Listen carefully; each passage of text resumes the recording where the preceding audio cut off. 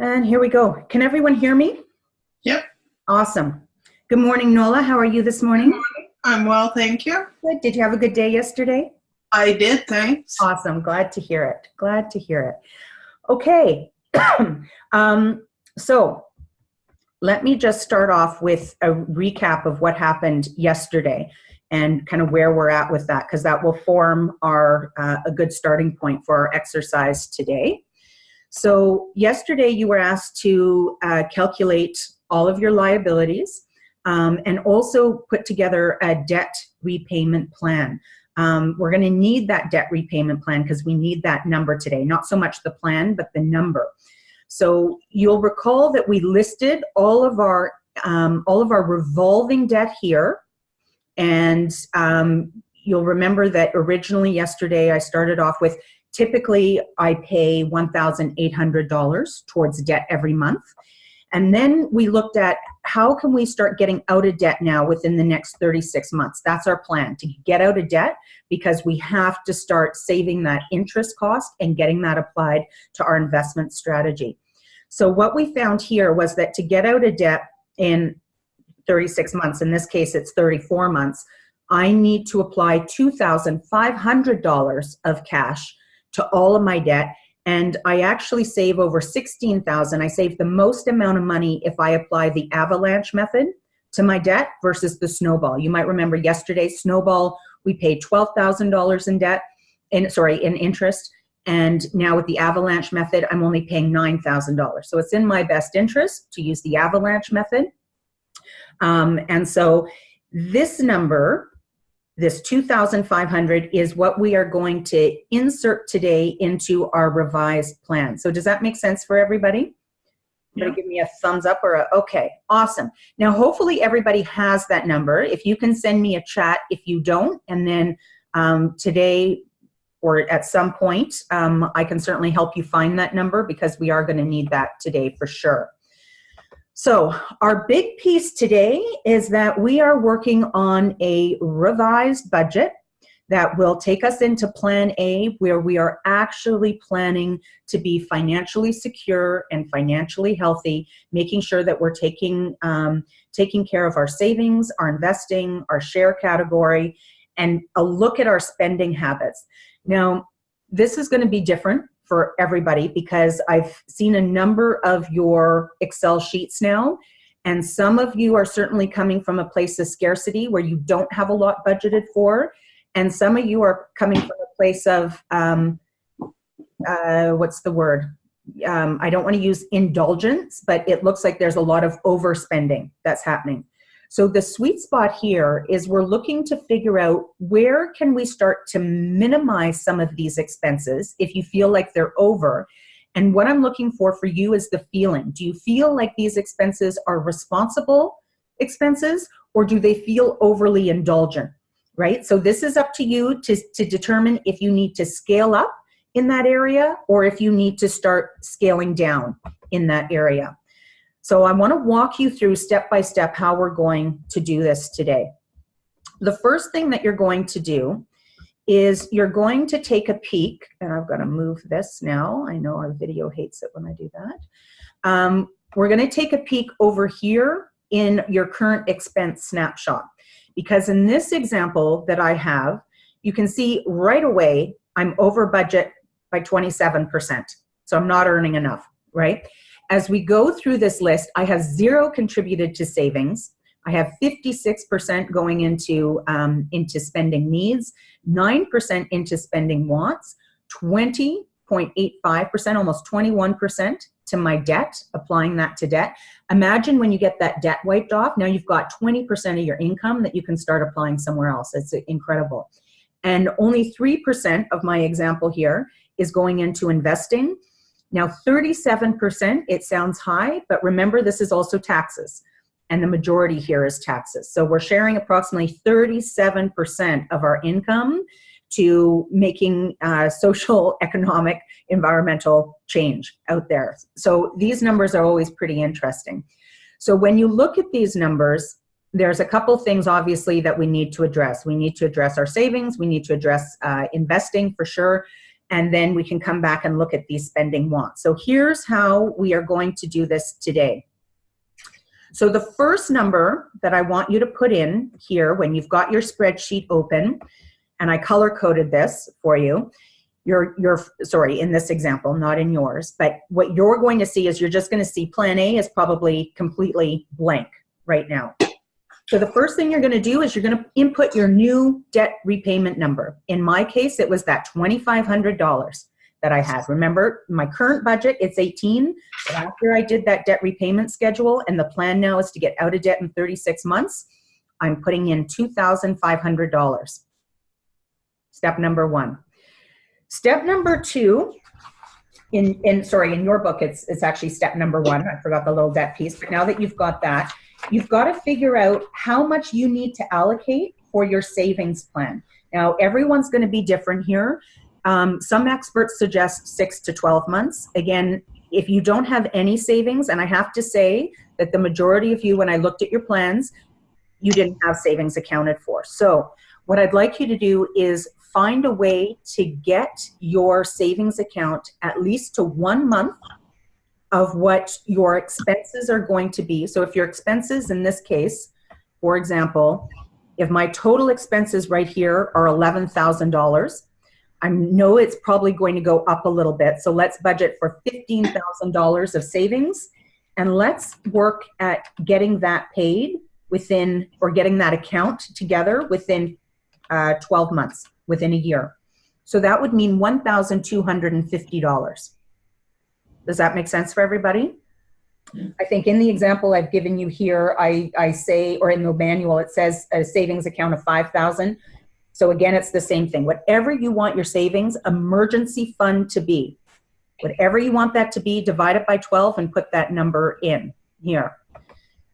So in this case, in the example in the manual, we said $416. So I'll put $416. That's how much every month now I am going to contribute to savings, so that at the end of the year, I'll have a pot of 5,000. Now, the 5,000, that's not a full month, so I would probably adjust that going forward. And if I'm saying I need $15,000, I would change this to be 1,250.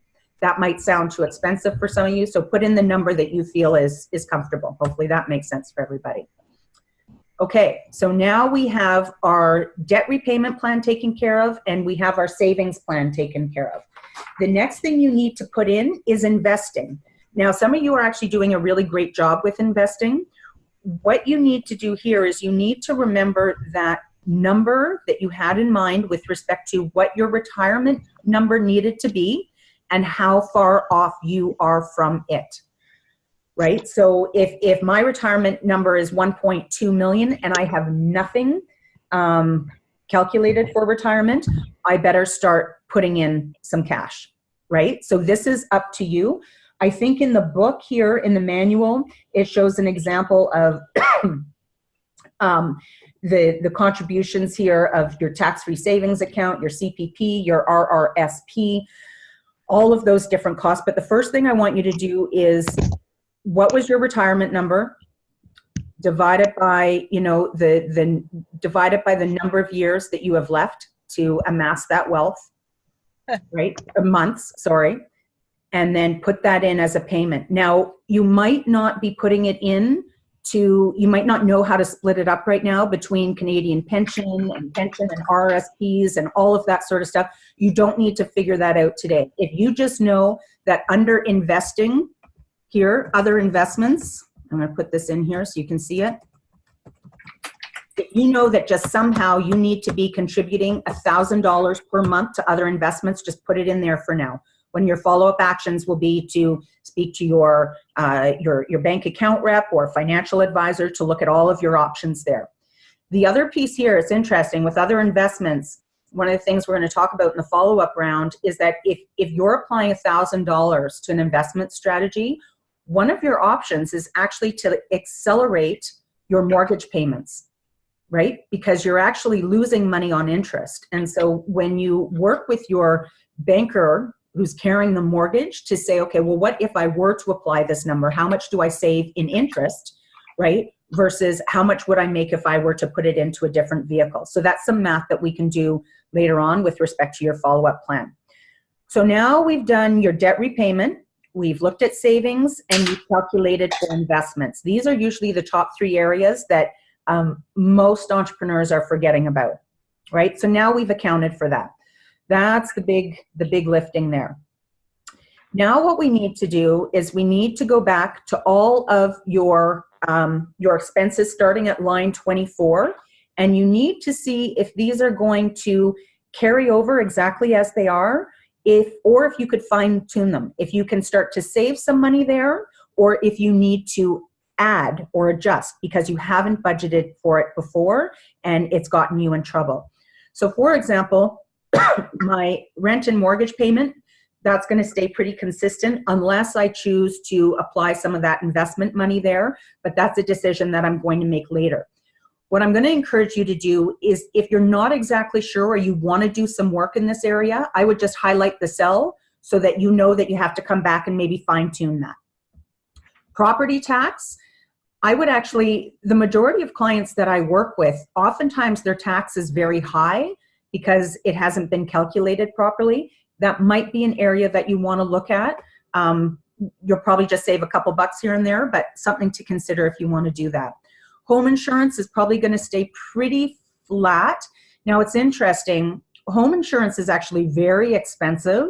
And I will let you know that my home insurance is $72. And I actually spent close to a month trying to find the best deal on home insurance.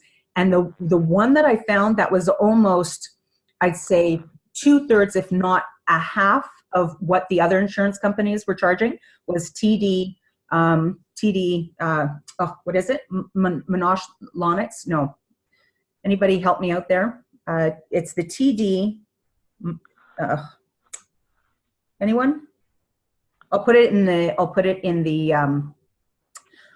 locker room when the name comes to mind.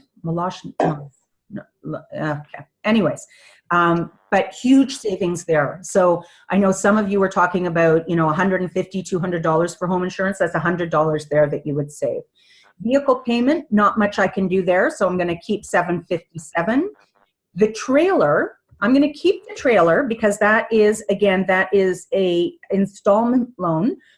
There's not much I can negotiate there, but I'm going to highlight that because I'm thinking, how much do we really use the trailer? And if we were to calculate the cost of the trailer versus just staying in a hotel, we might be smarter just to stay in a hotel. So something that I'm going to consider, you guys might not be doing that.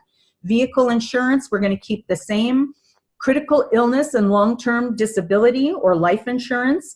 Some of you don't have that, and some of you have kids. So I would definitely take a look at it. I know oftentimes people, their life insurance, they actually have more than they need as well. So you might just want to highlight that to look in to make sure that you have the right coverage and that you're not over-investing on life insurance there. Sophie's swimming and soccer, that stays consistent. And I have no rental mortgages or rental taxes there. So again, if you do, make sure you're accounting for it here and make sure you've got the right tax bracket in there. Now, maintenance and condo fees. Right here, you can see I haven't budgeted for it. And we talked about, let's set up an amortization account to make sure that we have money set aside to take care of those expenses. So I'm going to roughly say that in a year, maybe I'll experience $2,500 worth of expenses. Again, your number might be different. You might want to adjust it. So $210 I'm going to budget for every month on that. My hydro, gas, and water, that's pretty standard. Now, there's always ways to fine tune with water, and there's lots of sheets on that I'm going to post into the bonus room, but you're going to save maybe $25, $30 over time. That adds up, but there might be some higher priorities here. SaskTel, cable companies, there's always room to maneuver. I have to tell you, if you've got a cable bill right now that's over $100, you should give them a call. Sorry, cable, internet, phone, and cable. Give them a call, see if there's anything you can do. But cable companies are notorious for jacking up rates without letting customers know, and over having lots of expenses there. You might have a cable package where you're not using some of the channels. Just get smart with that and see where that's leading you.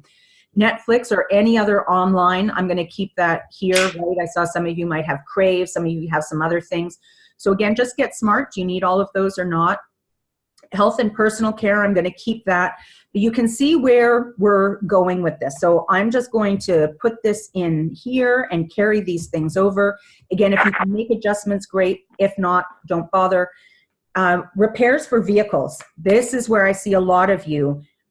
Tire swaps. We live in Canada. We've got tire swaps, right? Some of you might need new tires, and then we've got oil changes and maintenance and all of that sort of stuff. So I'd love to see you budget at least $2,500 for the year on this. And some of you don't have anything. Most of you don't have anything unless the business is paying for it. Package policy. In Saskatchewan, you can get an extra package policy if you want on your vehicle. Now, it's interesting. Some of you don't have vehicles and you haven't budgeted for any sort of transportation. So I'm not exactly sure how you're getting around, but this is the place to budget for it. I'm going to up my parking, actually, because parking here is very cheap compared to Calgary. I was in Calgary the other day, and a full day at Bankers Hall was something like $75. I just flipped my lid on that one. So make sure you're budgeting appropriately. 174. So I'm not going to go through every line item because I think you're getting the gist of this. Groceries, make sure you've got the right amount, especially for the family. Tax fees or bank account fees, if you are over $50, I want you to put on your follow-up list that you need to call the bank and make sure that you've got the right package. You might be on a transaction-based fee model, right? But you should not be spending $50 on bank fees a month. There's no way, unless you've got 20 accounts, and then we have to talk about paring down your accounts. We're going to leave taxes out for now because I'm going to show you what we're going to do there. Remember here, if you do receive a pay stub, this is where all your deductions are going. So we're going to put those in there. And then your gym memberships, all of these things that come out of your account monthly, you put those in. Let's just carry those over. Now, unless you can negotiate different rates, let's do that. I have seen in the past, believe it or not, I have seen people make, people allocate huge budgets to pets, some as high as like $750 a month. So that's where, that would be one of those indulgences, right? Where it's like, is that really necessary? Because that could be, you know, maybe take 150 off of that, right? So then you've got $600 that you could be applying to investing, getting that money to make, you know, anywhere from 7 and 9% for you. So I want you to think about, you know, is that the right sum? And why is that okay that the pet's getting the $750? Unless there's medical expenses or something else, why is the pet coming first and not the family and the security of safety and investment, right? So the savings and the investment, short-term, long-term security, just a question to ask. Family gifts, I'm going to keep this. This is also budgeting for the birthday parties and Christmas gifts. Vacations, I'm actually going to want to start putting money aside for a vacation every year because that's important for the family. Now, charities and donations, I'm carrying that over, that $200. Now, here's where this gets interesting. And I know some of you have asked, you've said, well, let's, you know, can we not just put in our entertainment budget and our eating out budget and everything else that we have going on? So here's what I want you to consider. So right now, when I look at my expenses per month now, I've got $10,500, right? If I go back up here, and now I'm going to carry over what my current income is. Now, if you have a spouse and their income is flat, I want you to carry that over. I want you to carry your income over. So right now our income's the same, right? $8,634. And so now, right now, I'm at a deficit of $1,866 per month. I have to fix this. This has not even accounted for my monthly spend, what I call the splurge allowances, right? The entertainment, the eating out, the clothes, the lipstick, you know, the coffees, all of those sorts of things. So here's what I want you to think about. When you look back at this budget that you had over here with respect to interests and hobbies, eating out, Sophie's activities, and I'm going to tell you, so Sophie's activities in this case, this is me taking her out to a movie, or we go to do grip it for a day, right? A rock climbing wall. So these aren't fixed expenses. So here's what I'm going to do. I'm going to add up these expenses. I'm going to say 150 for Sophie, eating out 250, interests and hobbies 200, and that's it. So right now I'm spending $600 a month on extracurricular splurge activities. $600 per month. This is what I want you to do. If that's your number and you feel like that's a comfortable number for you and you want to stick with that number, I actually just want you to add that number now into allowance. 600. Now here's the one thing that I promise you will happen. That allowance now, if I divide that by 4 weeks per month, that gives me an allowance of $150 per week to spend on all that stuff that makes me feel good, right? The eating out, the coffee, the activities. I'm going to go to the bank and I'm going to take that money out and I'm going to put it in cash in my wallet. And that's it. I promise you, if you do that one thing, you will never go over budget again. You'll never go over the $600. Most of you, I suspect, are going over budget specifically for that reason, right? Because you're using debit cards and credit cards. And then at the end of the month, oh, we've done this beautiful budget of $600, but at the end of the month, you come in at $994, right? That's why, because you're using debit cards and credit cards. So we don't need to do the jar method. We don't need to do any of that. You just go to the bank, you take out your cash, the partner takes out their cash, and that's what you use for all of this extra spending. So I promise you, you'll never go over budget, and I promise you that your decisions will become very different. Instead of the $5 latte, you might choose the $1.77 coffee from Tim's, right? So it's making you, it's forcing you to use your prefrontal cortex, and it's forcing you to make educated decisions as to where you want to allocate your money. So it's that simple. So now we've got a different budget here. Now, I haven't carried over all of the numbers, so when I do, I suspect that this number is probably going to turn into something like, 3,000. Everybody's number is going to be a little bit different here. So here's what you need to do. Next step. Right now, that number looks like $2,466, right? Everybody sees that, this number right here. So right now, based on me putting together a healthy budget, I'm now in the hole $2,466. I'm going to take $2,466 and I'm going to multiply it by, and I'm just going to be safe here. You can use whatever number you feel is right for you, but I'm going to multiply it by 33% as a rough tax bracket to know that I don't need to generate just $2,466 in extra income. I actually need to generate that number plus accounting for taxes that would be taken off. Does that make sense? So that times 33% as a tax bracket puts me at $814 in taxes. So now, back up here to taxes, you will see here that my original number was 2,805, right? So 2,805 plus 814, 2,805 plus 814 now means every month I am putting $3,619 into taxes. And now I go back down here.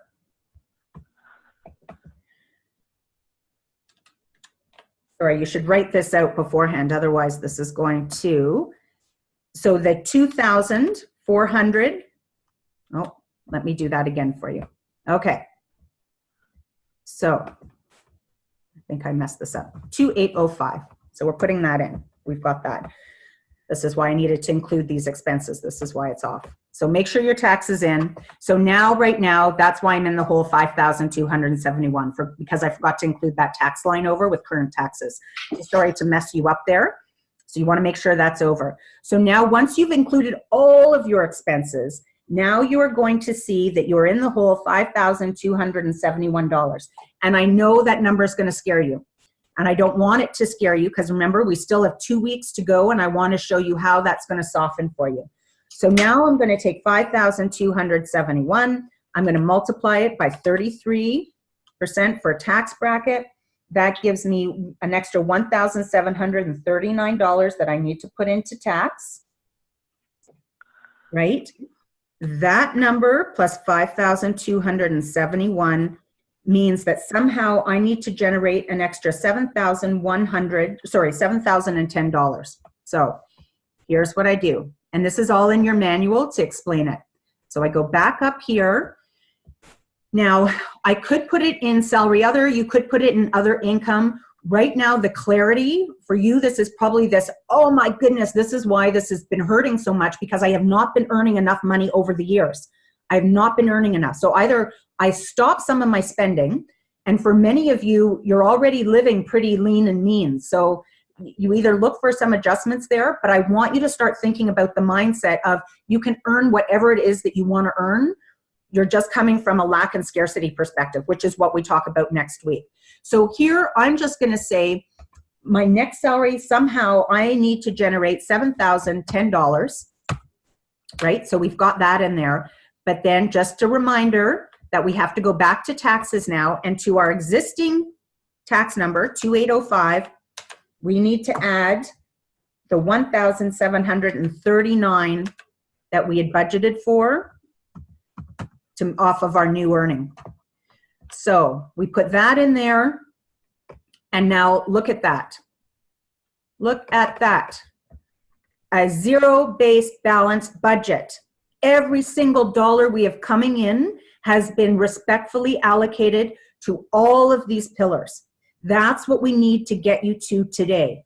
I need you to create that zero-based balanced budget that accounts for healthy financial habits, including your saving, your investing, your spending, your sharing, right? And the saving piece is number one. So hopefully I didn't lose you on that last piece. If you have any questions, you give me a call. I'll walk through it with you. But step by step, it's in your manual how you're going to do this step by step. So number one, just bring over your debt payment. Number two, calculate how much money you need to be putting into investing.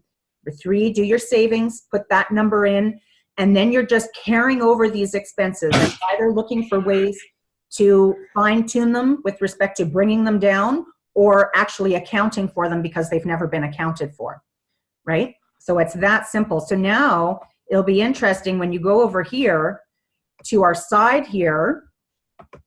Sorry, why is this not adding up? Don't you hate this? I tell you. Let's just see here. It should be, sorry, these percentages aren't adding up, but you can see your earning is 1564. Your total here in spend is 15691. Okay, I'm going to have to double check why that isn't adding up. Sorry, guys. And then I'll fix your formulas because obviously something's off there. And I don't know why. But what we want to see here for sure is this zero-based balanced budget at the bottom. It's all taken care of, right? Every dollar's been applied properly. So is that clear for everybody? Does anyone have any questions on that?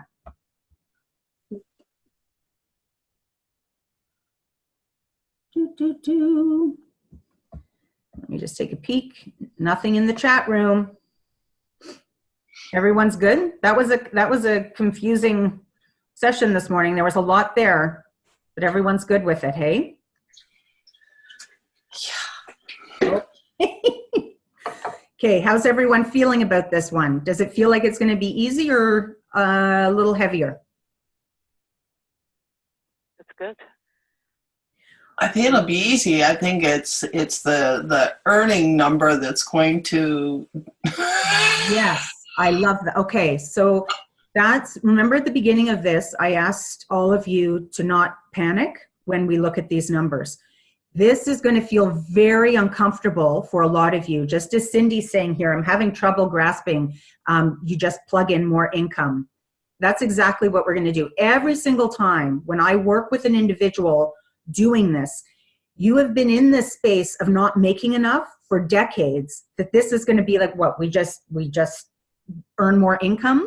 You're going to see next week when we start going through the mindset and all the behaviors that have gotten you to this place, it has been your choice to earn what you've been earning. So I don't know everybody's situation. You might be undervaluing. You might not have the right price point. You might be afraid of selling yourself. You might not have enough clients. I don't know what your situation is, but we don't need to figure out so much the how you're going to generate the income. What we need to figure out is, why has it been okay for you to be living in scarcity and lack of, right? Which is what most entrepreneurs are doing. So next week, we start going through all of that. What I want you to think about today is, I want you to just start thinking about, okay, I need to generate an extra $7,000 per month. What ideas come to me? How could I do that? And when the ideas come to you, without overanalyzing them, I just want you to write them in your manual.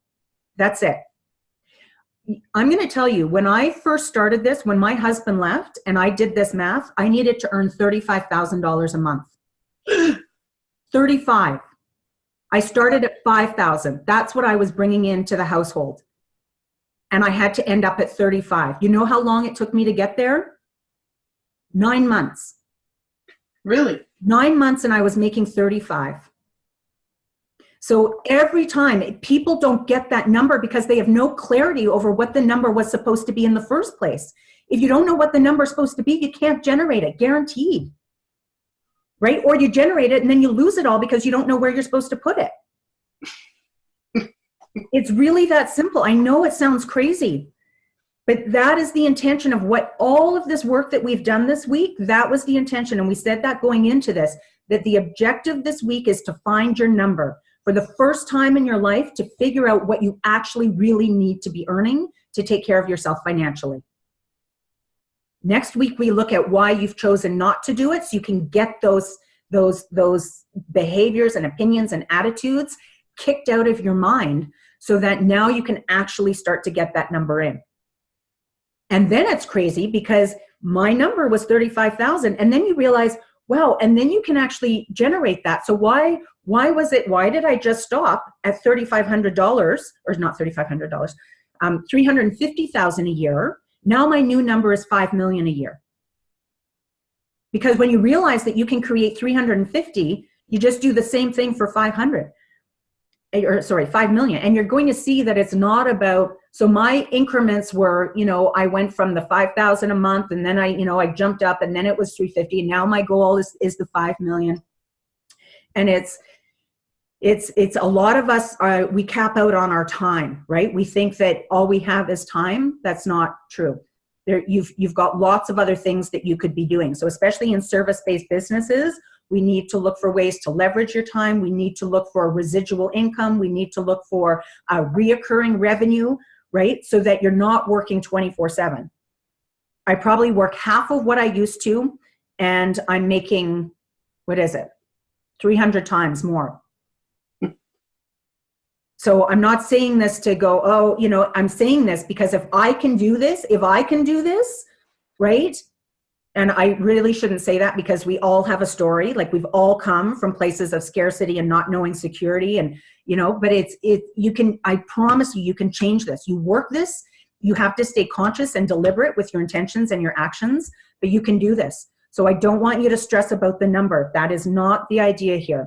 The idea was to find the number. Now you've got to trust me as we walk through the next 2 weeks, because that's where we're going to start creating the number. Okay? So when that number comes up for you, I want you to just think about, what are some of the ways that might be able to happen? And don't weigh them out. Don't get into big, spirals around, oh, I can't do it. Just ideas will come to you. I promise you. Just write them down in your manual. And we're not going to weigh them right now. We're going to weigh them at the end. But just write them down when they come up.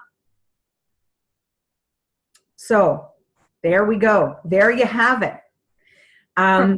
I feel like I might have confused you on the taxes, so please reach out if there's any questions on how to include those taxes in your budget and end up with a zero-based balance. And I am going to try to do a plug-in on this fix here, because I don't know what I've done. This should be balancing out at 100%, not 187, so I'm not sure what's happened there. Oh, I think I know. There, that was it. It was taking F20, not J20. So that's your fix. right there. You just go, when you go into the cell, it was taking the data from F and not J. So sorry about that. That is the fix. So now we've got a zero-based balance. Woohoo! Love it. Okay, I'm around all day. If you need me, I'll be here. Chuckle, chuckle, chuckle. All right. Good job, everyone. We're going to get that number and we're going to make it happen. We still have 2 weeks together, over 2 weeks. So tomorrow is a nice light day. This is your last day of heavy lifting today. Tomorrow, we just do a lot of reflection. We kind of go through, we make sure we have all of our key numbers, and we start talking about feelings. La, la, la. And then Sunday, you get a day of rest, and then we get into week 2, the mindset, which is my favorite, because that's what's holding you back from earning that number. That's it. So it's awesome. Okay. Thanks, everyone, for your time. I apologize for taking us over. And again, I'm here all day if you need me. Thank you. Okay. Bye, everyone. Bye. Bye.